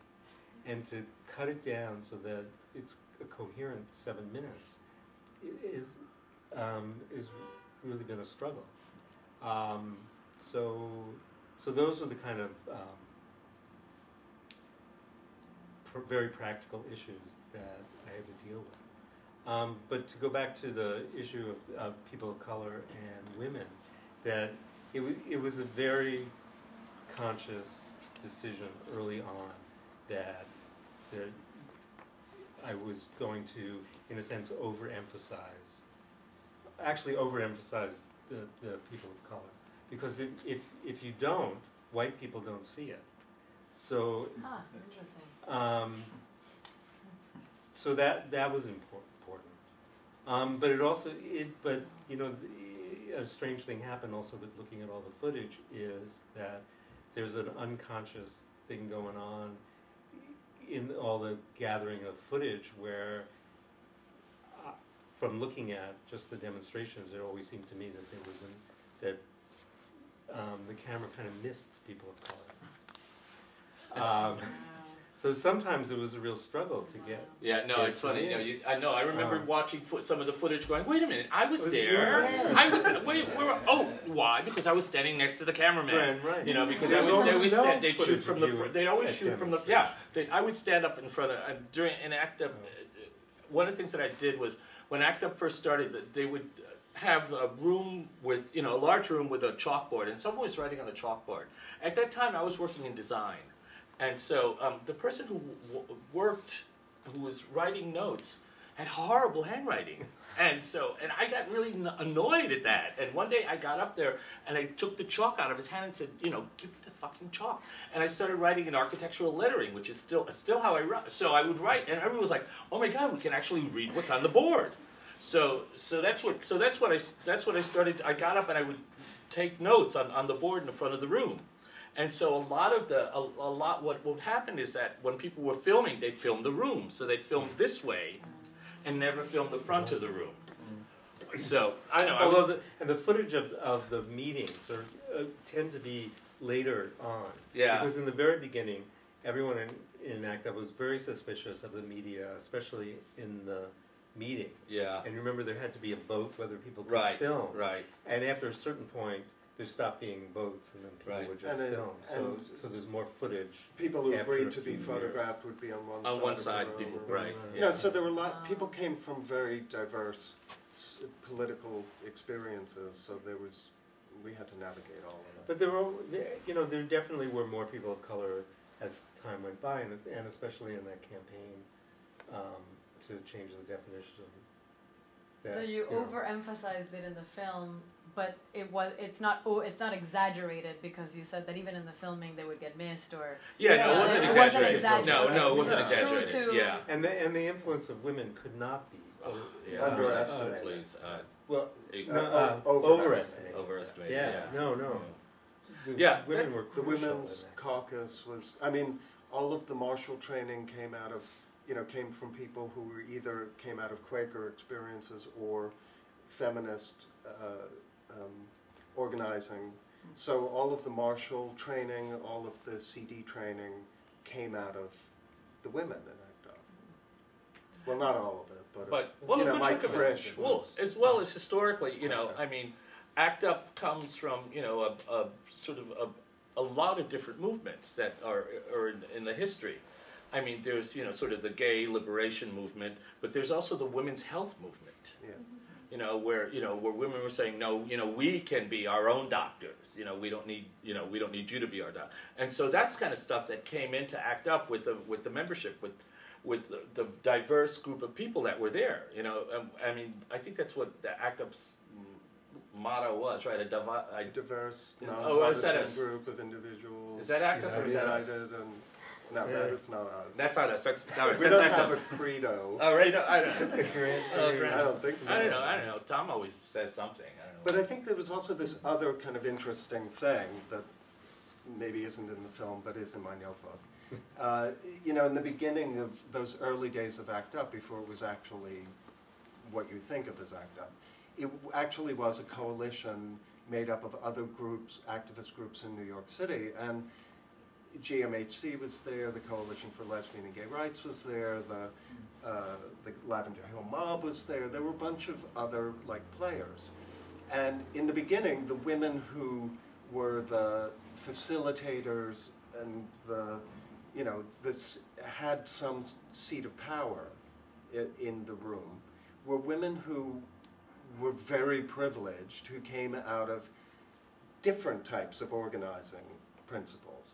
And eventually those women sort of spun away because it was much looser, messier, truly democratic. It was not this sort of top-down type of organizing that they were accustomed to. So the Marie Manions disappeared, the Vivian Shapiros disappeared, and they were replaced by sisters. They were replaced by serious activist women, and the power went with them, but because it was righteous power, not because it was organizing. And also, I would say, in some way, the women, sort of in a very real sense, were the strength, because the men were dealing with death. We were, all the guys were all dying around them, and so the women were the ones that were going to the hospitals and taking care of people and being at the meetings and facilitating and doing all this stuff. So the women were really a source of real strength in the organization. We would have fallen apart. I mean, there was a bunch of hysterical queens sometimes that were in that room, just like So I mean, it was like, we have to calm down. We have to get this done. We have to be able to work. And so there's a huge debt of gratitude for all the women that were in ACT UP, and who also went into civil disobedience the same way that the guys did, But I think also, for instance, the women's committees, one of their first action was the Cosmo demonstration, and it was the first action that was not negotiated with the cops. They refused to negotiate Right. And up until that point, Marty Robinson, who was with the Lavender Hill mob, but, you know, was like an old-time activist. He knew all the cops from the GAA, the Gay Activist Alliance, and he, you know, he would sort of make a phone call, and, you know, it was very paternalistic, and the women were like, no, we're not doing that. And it changed the temperament of how we saw ourselves politically, by example. That was ACT UP. That was within ACT UP. Yeah. After it was called ACT UP already. Yeah. Yeah. Yeah. I was interested also, the Silence Equals Death Collective had the idea of riots at the same time, roughly? Well, or, I mean, to go back to the question of public spaces, when I was a teenager in New York City during the anti-war movement, New York was papered with manifestos, meeting announcements, posters. I mean, it was a riot of information. And I was, you know, I was in the Student Mobilization Committee, but I canvassed. I stuffed envelopes for the Poor People's Campaign. I was a kid. I wasn't like an in-the-street activist organizer, but I was a kid, and that's how I grew up. And after my boyfriend died in 1984, I formed this collective with two other friends, and we decided we were each a consciousness-raising group, and we were based on feminist organizing models, and we were going to each invite one other person so that we wouldn't all know each other and see what happened. And the poster came out of that, but the reason the poster came out of it was every week we would have a potluck, and we would talk about, you know, our fears, and I'm never going to meet anyone, I'm never going to have sex again, and all of that stuff. No one knew what was happening. It was 1984. No one knew what was happening, and everyone thought they were going to die. But we would start out talking about that, but we would always end up talking about politics. So I remembered what it was like when people wanted to communicate with each other in the streets when I was a kid. And I said, why don't we do a poster? And that's where the idea came, but also because of that orientation, I said, you know, we should remain anonymous so we can call for radical action. And I have notes from the meetings with the riot poster in them. It was We need to see these notes. Where it was meant to be. archived? It was meant to be a series of posters, and this was the first one. This was the shot across the bow. It was provocative. It was interrogative. It created its own space in the urban environment, and then we were going to lead from the interrogative to the declarative and instigate a riot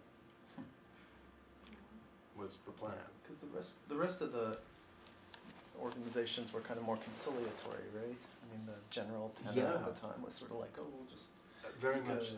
Yeah, it was like party hacks. It was like all the Dems, you know, everyone in the lesbian and gay community, all those community organizers came out of the Democratic Party. Right. And they were donors, and they were people with access, and it was a whole other thing. So this was sort of you guys and these other people at ACT UP, or the group that became ACT UP, that had the same kind of reaction to that at the same time? Say again? You both had the same reaction to that conciliatory politics, and were like, no, a lot of people did. People who or had just movement activists who came out of various other types of organizing movement had the same set of responses. And then there were people who, one of the men in my affinity group had voted for Reagan until his boyfriend had been diagnosed with AIDS. So there was this huge diversity. Now, Joey was, I mean, he was insane. He was like more radical than a lot of people that I had ever worked with inside of movements. It was pretty diverse, but there were people who really, there was an inside-outside thing, and there were people who were conciliatory, and there were people who refused to negotiate. Right. And it was an ongoing debate within ACT UP, and generally we sided on the side of questioning power and not doing what David Francis' film was about. Right. What excites and frustrates you now, and how has that changed over the years? Well, Anonymous excites me big time. I mean, it's unbelievable what they've done.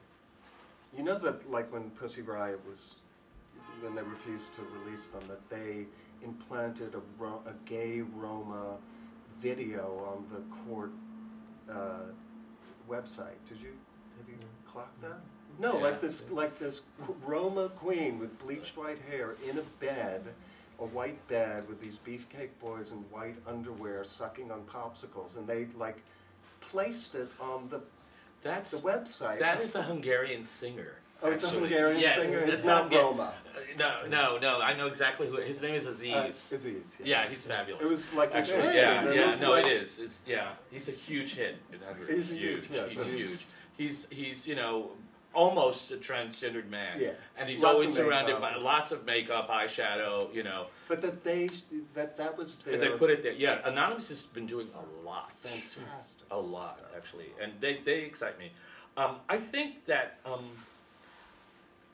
what's most exciting for me is the ability, in some ways, and this is a little idealistic, I think the ability that people can communicate now with each other. Both that they can communicate in ways that we hadn't thought of before. And I am from the before computer generation, so, I mean, computers for me as a kid were, they were these huge things, that, I never thought I would see.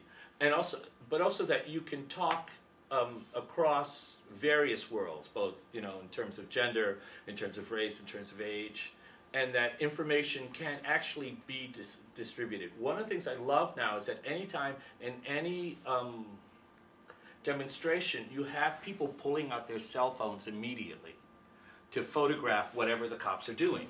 So that in some ways, although we are also being much more surveilled now, we can also do some surveillance on our part as well. So, and I think that's good. The ability to hear, to get information. I was reading a manifesto of young Arab kids in Gaza who were complaining that we don't want to deal with Israel, we don't want to deal with Hamas, we don't care about Christianity or Islam. We want to just live our lives. Can you just please leave us alone and sort of let Gaza just live? And this is written by kids who were 15 years old, that they released it on the web. So the fact that we can access stuff like that, I think, is really exciting. At the same token, there's so much that it becomes very difficult to say where does your attention lie. It's like looking at Jackson Pollock painting, and like where does your eye rest in a Jackson Pollock painting? So it becomes difficult to figure that out. But just all of that information out there, and the ability for people to actually make change, even in very small ways. I talked about this the last time we were speaking. I talked about how, Facebook both scares me, it thrills me and scares me. But the thrilling part is that I can post something from my sort of queer, lefty, anti-capitalist, weird mindset. And I can post it, and I know that just specifically my family, my cousins, some of whom have voted Republican, will see it. They will look at it because I posted it. They may not read it all through, but they will look at it because I posted it. And that means that there's actually information going into places that it probably never would have gone before. And that, for me, is very exciting. That means that there is a chance or an opportunity that we can actually get information out there to people. Again, the problem, and I'm going to stop talking now, is just that, one of the things that I hate about Facebook is that, you just read what people think like you, and it's just tired. I don't necessarily want to be, talking to everyone who agrees with me. I actually much more prefer, to be talking to people who disagree with me. Tell me, why you disagree with me, and we can have that kind of conversation.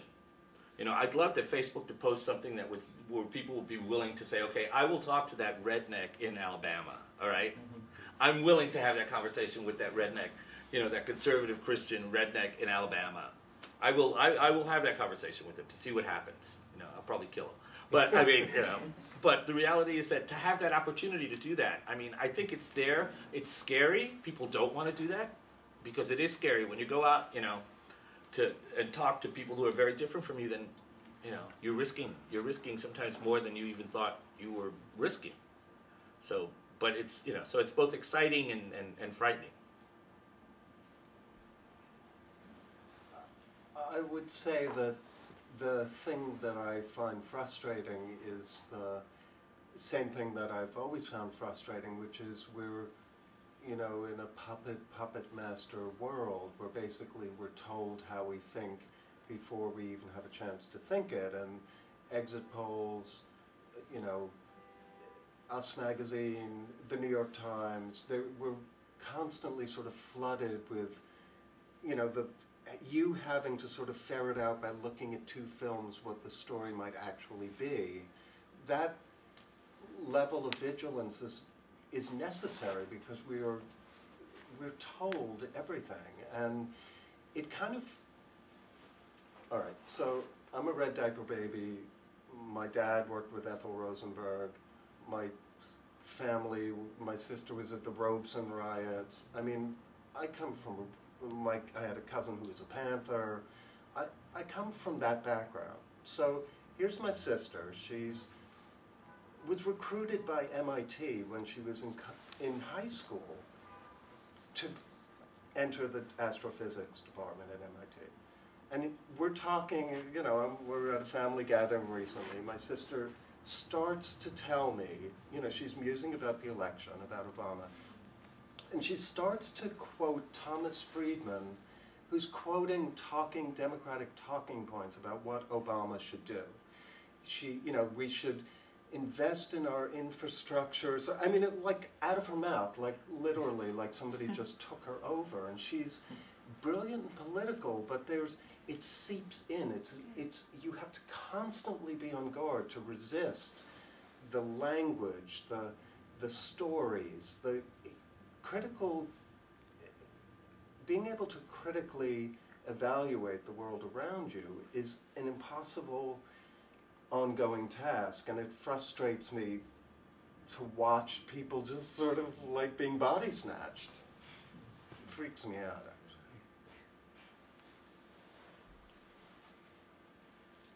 I wondered if you could go back to like the institution discussion, because I presume that you, like, Gran Fury's work isn't being put into like medical private art collections in those industries, but like with your work with museums, because I saw a piece recently about how like Gorilla Girls now are getting bought and put into like the Met's collection.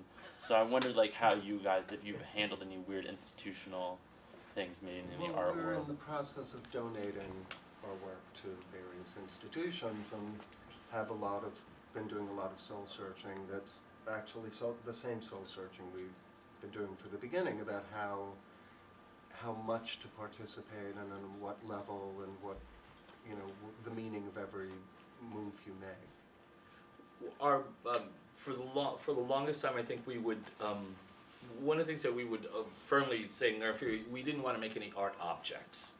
You know, we didn't want to see someone, as Abram was saying before, have a piece of Gran Fury in their, you know, up on their wall. You know, we were not interested in doing that. Although ironically, it happened in a way that we weren't expecting, because with the Kissing Doesn't Kill poster, it became a postcard. Right? And that postcard took on a life of its own, and I've actually even seen that postcard in other countries, where it became a symbol for people, of, you know, it's three couples kissing, it's an interracial couple, 2 men and 2 women. And so, interracial hetero couple, and 2 men and 2 women. And so it became a symbol for all sorts of groups to you know, that they rallied around. And it was very exciting for me to go. I used to work in a Latino organization that was called YEGO, which is a national Latino gay and lesbian organization. I did a lot of traveling around the United States doing technical assistance to Latino organizations, to LGBT Latino organizations. And so I would travel and see that poster, you know, up in people's offices.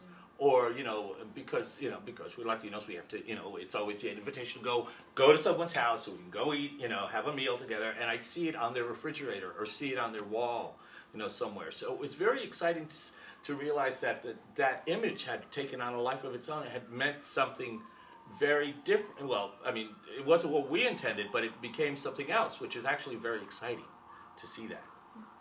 But John was actually had, what was the, when we were doing the show, you had this idea about what we should call the show, and it was kind of relates to that question. Oh gosh. All something, no product. All publicity, no product. All publicity, no product. And it was a sense that in an idealized version of it, we were making information that could be sent out, and in some sense, by doing graphics, you're making a sort of a template, and that can be, could be 10 or 1,000. But inevitably, anything once it's a physical object can be commodified. So we had made that decision not to get involved in that, and just as a way to put aside a number of questions. Although, I talked about this before, that in some sense we could have been more powerful about saying, yeah, we'll make these objects for you, and you'll give us money, and with that money we'll do larger projects. Right. But that never came up for us. It was not even a discussion that we decided not to have. We just didn't even think that way. Yeah, and I think, a lot of the situationist questions that came up within the collective about cultural production and commodification, we had to constantly evaluate, okay, so we're not going to make an object to be sold at an auction, but we are going to take art money that's institutional, that comes from corporate funding, and where do you draw the line between what is commodification and what isn't? And I think it's something that everyone faces in American capitalism, these questions, if you're conscious of your place in the world and the meaning of images in an image culture. The other side of that, though, is when ACT UP was going to donate its papers to the New York Public Library, there was this huge concern that it would be classified as ephemera, and not treated seriously in that way.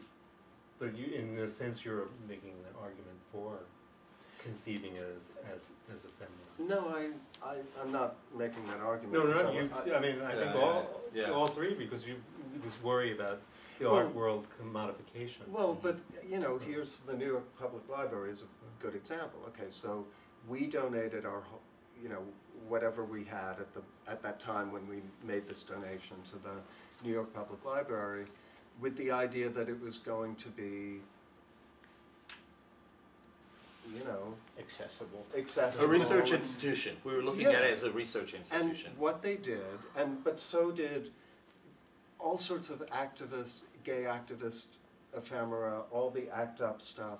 And what they did was they heavily cataloged the Gran Fury stuff because it had some marquee value to them in terms of getting funding for other projects. But they did not do all of the ACT UP papers. They didn't.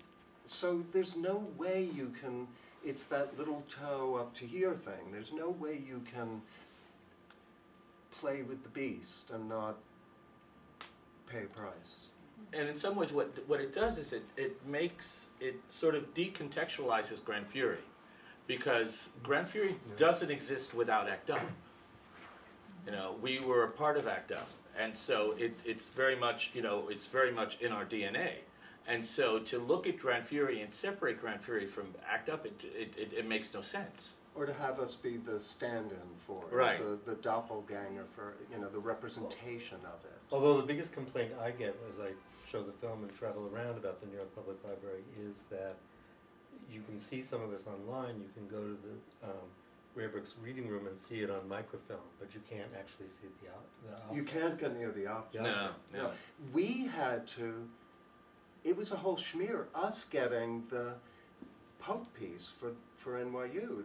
They had to have their conservator check it. They were like, objects, anything that can be owned is fodder for these questions, and anything can be owned. What does it mean that... One other way that it got collected that I wanted to throw in was that Sarah and I did a presentation at the National Library of Medicine, which is on the campus of the National Institute of Health.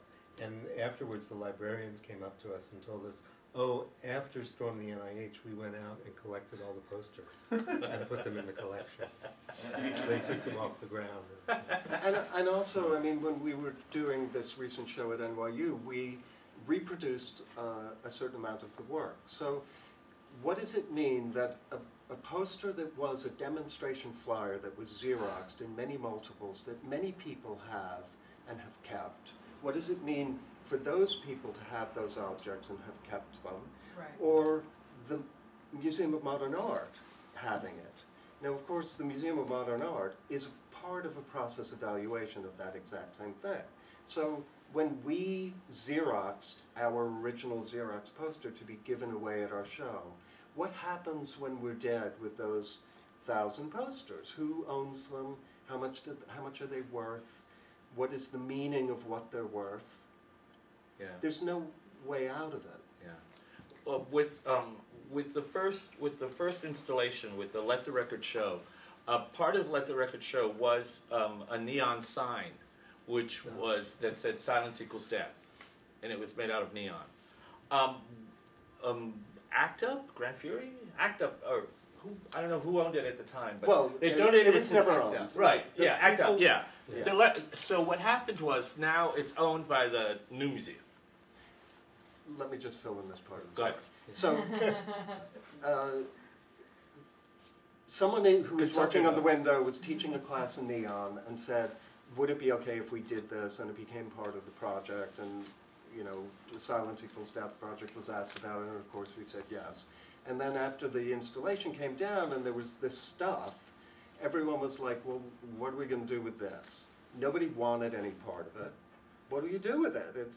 So we donated it to the museum in Bill Olander's name. Finish your story. Helen Molesworth over, who was at the time at Harvard, was doing a show about art and activism in the 80s. And Harvard asked the New Museum if they could borrow the neon, and so it's one institution talking to the other. I mean, the reality is that Harvard has the largest trust fund of any college almost in the world. So it's like, it's not a problem. Harvard can insure it. They refused to let them have it. What they gave them were the specifications for it, so that Harvard had to build it again, and then had to commit to destroying it after the show. Like it was a fucking warhole. Like it was, yeah, exactly. Yeah. Like it was a fucking warhole. Like it was a warhole. It's a fucking neon sign. It was like, and it was never made as an object. We were like, what the fuck? So I mean, that's and that's exactly But also, they were acting as if they not only own the object, but own the copyright. Right, exactly. And the New York Public Library now, yes, it's public domain. This work, nobody owns the intellectual property, but the New York Public Library is treating the ephemera as objects, and if you're not allowed to go near the object, you can get a high-res scan of that from it, but it costs $50 to $100 or more, depending on what resolution you want the scanning. So you could have picked this same poster off the back table of an ACT UP meeting. You could tear it off a wall, but you have to pay the New York Public Library in order to be able to use it. You have to get permission from the Fels Library to get the scan of the Kissing Doesn't Kill image. Right. You have to destroy your copy of a neon sign in order to get the specs from the new museum. When we were doing this show, we had to rebuild a lot of the things, and we're like trying to figure out, like, we were going to do a website and a book, Steal This Show. And you could buy the discs, you could buy we were even talking about doing it as a pop-up, so the centerfold is the gallery elevation with all the specs on it, and there's a disc and a sleeve. But we realized we couldn't do it because we had stolen all of the images that we used in our work. Yeah, we didn't, yeah. So we only paid for one, actually. We couldn't give it to you because we don't own it. Because we don't own it, yeah. But you can steal it from us. If that answer gives you insight to your question. It's a dance of death.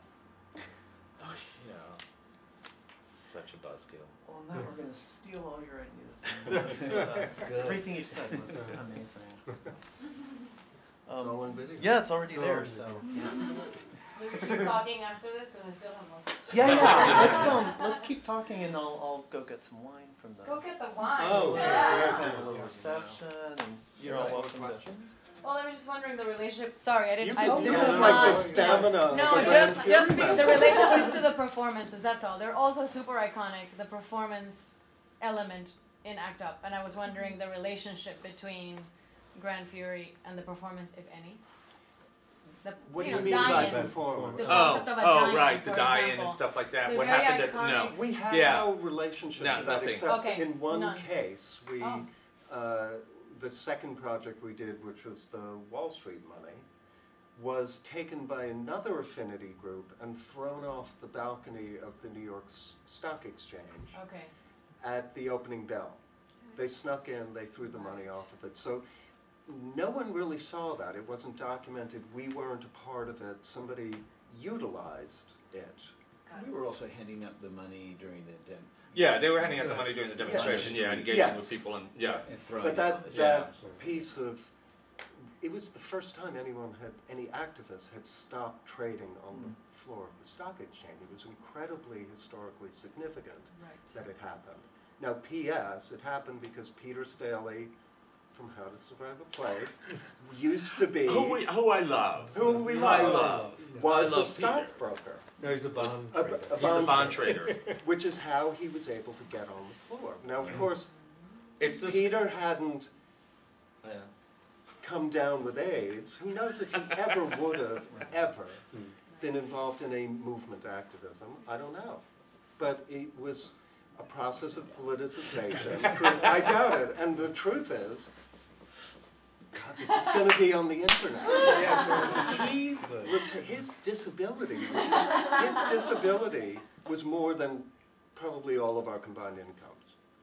So here's a radical political moment in the middle of the belly of the beast.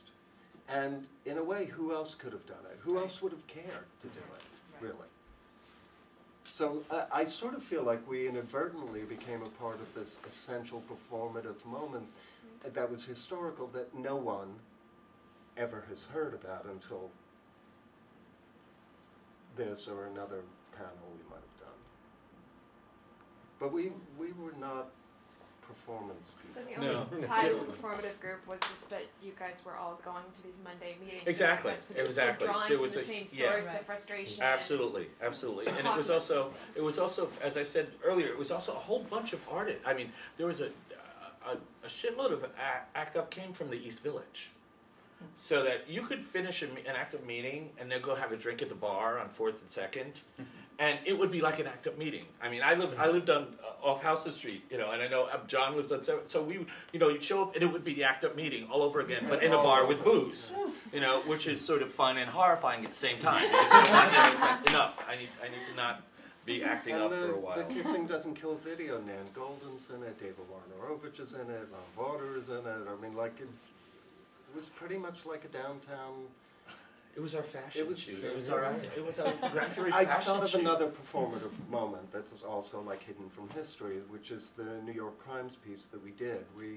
We made this copy of the New York Times that was really put to shame by the Iraq War piece, which we were all very envious of. Yes, First of all, fabulous. we did it with lining up type with wax, and it was only like the front cover and the back cover and then the editorial page, and this was like a whole fucking issue, and it looked like it was perfect. I know, it's fabulous. Love it. But what we did was we made it with the intention of, at the time in New York City, you could buy New York Times in vending machines, and it was done on the honor system. It was like those little things that you can get the AM New York in, but it was, you put in a quarter, you open the box, you take one out. You're expected to only take one. So we sent out teams of people, we worked with other affinity groups, we did reconnaissance to see when the New York Times trucks came to take yesterday's out and put this one in so we wouldn't be trashing the stuff. And we followed them around in teams in the middle of the night all over Manhattan, and one person would put the quarter in and be the lookout, and then another 2 or 3 people would take out every copy, take out all the real New York Times pages, front cover, put ours on them, and then put them all back in the box. So this thing that you see in, you know, as a piece of ephemera or agitprop, had this deeply personal, impossible to figure out the value of it. We don't know how many people saw them. We don't know what they thought when they saw them. I did see someone on the subway reading the Times with that cover on it. I don't know what they thought. There's no way to gauge the meaning of it, but I will tell you that the people who performed it, you know, for a couple of rolls of quarters, we owned the paper of record for, even if only in our heads, for a day. If you were the Yes Men, you would make a movie about it, Right. and then everybody would know. We did. Well, it's something similar with the men use condoms or beat it with the crack and peel stickers that we did. I guess we did do something. We did that. Yeah, I love that. We walked into the ACT UP meeting. I don't know if it was Tom and myself. We walked into the ACT UP meeting with a box of stickers. Now this is the 400 people in we walked into the room, put the box down, we opened it, I did Vanna White, I stood up, I held up this, Tom was explaining, this is, the latest Gran Fury piece. And we showed them, it's a crack and peel sticker. And then we both walked out of the room. Inside of, 3 hours, they were all over Lower Manhattan. They were all over Lower Manhattan. So I guess the bloody handprint was. And the bloody hand was the same thing, yeah. So I mean, we had our own sort of version of. And I guess the Venice was a performance. Almost getting arrested. Yeah, not an intended one. You can waltz along with it when they start to torture you. I hadn't thought about it though. I was wondering if you joined Anonymous, what are if you joined a team, like a small team of Anonymous, what would be the first things you'd want to know about people in your team in order to start working on things with them?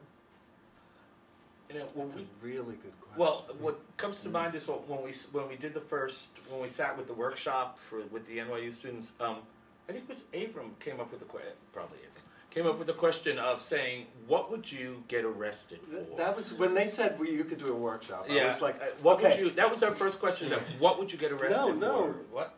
Okay, go ahead. What I wanted to do was a sign to go out and steal something. Oh, right. And then bring it in. Right. Yeah, I forgot that part. And tell us why you stole it. Right. Yeah, I forgot that part. Because I was trying to think of a way to explain the level of risk involved in the AIDS crisis and the level of commitment it engendered. And I thought, what would be the only way I could explain it? Well, capital. Like, what would you steal? What would you... Which became, because we had an argument about the meaning of that. It became, what would you steal?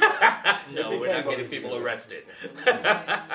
For their, what is it, master's class. Sorry, what was your point about bringing that up? About just asking people when he was asking the question about what would be one of the things what would you get arrested for?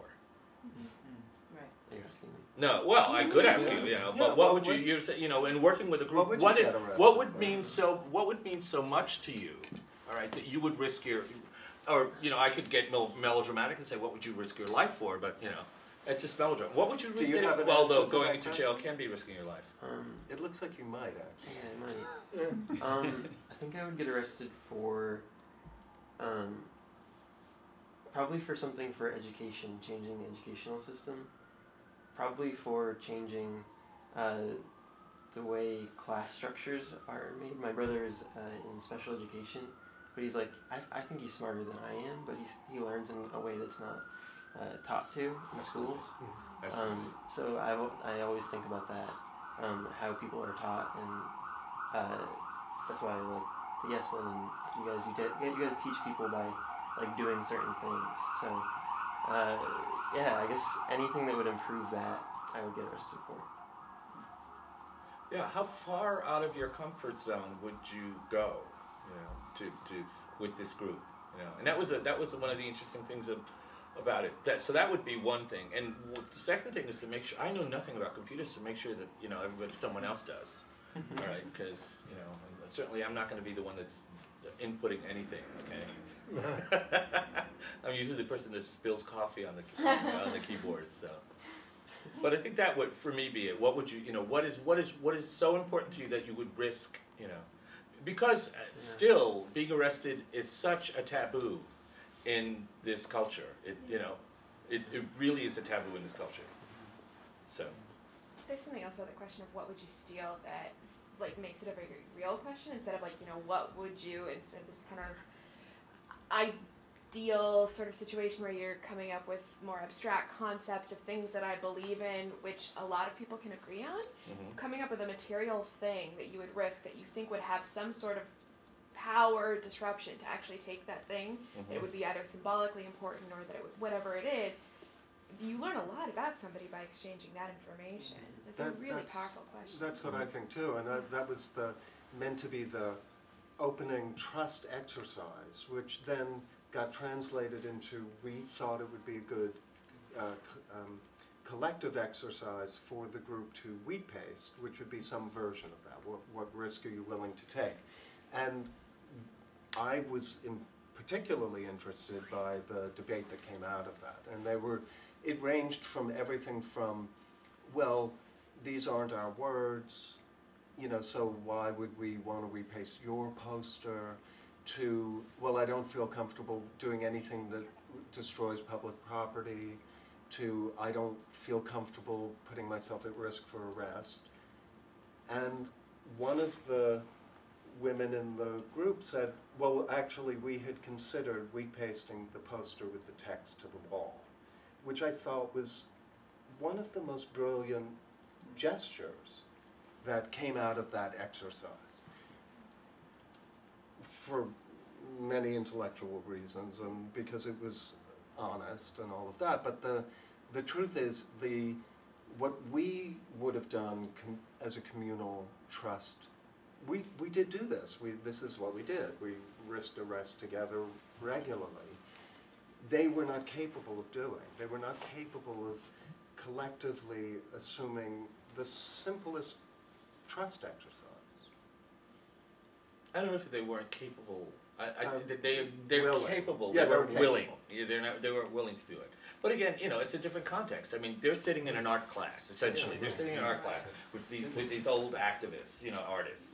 So it's like, I'm not gonna, you know, I'm not gonna get arrested for anything. Inciting force. Yeah, I'm not gonna get arrested for anything. You know, you know, to thrill you. You know, you go get arrested. But where's the wine? Where's the wine? Yeah, It's coming. Thank you so much for this.